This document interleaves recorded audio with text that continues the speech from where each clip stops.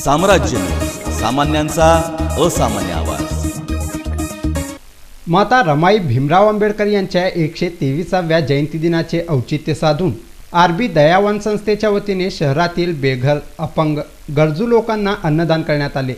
तर गरजू वयोवृद्धांना थंडीपासून संरक्षण होण्याकरिता उबदार कपड्याचे वाटप आरबी दयावान संस्थेचे कार्याध्यक्ष विश्वभूषण कांबळे, अध्यक्ष रमाकांत बाळशंकर, नवनाथ कुचेकर, श्रेयस जाधव, शुभम चव्हाण, प्रिन्स वामने, दादासाहेब सरवदे, मोनू जाधव, तौसिफ शेख, बुद्धभूषण कांबळे, आदू इनामदार, विश्वरत्न कांबळे, सुनील रोकडे आदींच्या उपस्थितीत करण्यात आले। विश्वरत्न डॉक्टर बाबासाहेब आंबेडकर यांच्या पत्नी मातोश्री माता रमाई यांचे जन्म 7 फेब्रुवारी 1898 या सालात त्यांचा जन्म झालेला आहे।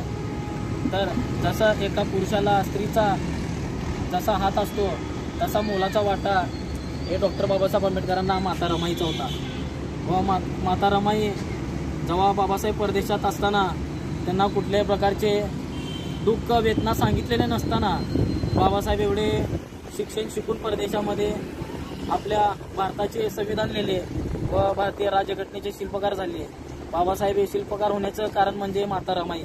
कारण एका पुरुषाला जसा स्त्रीचा पाठीमेट आधार असतो तसा बाबासाहेबांनाही माता रमाईचा एक मोलाचा वाटा होता।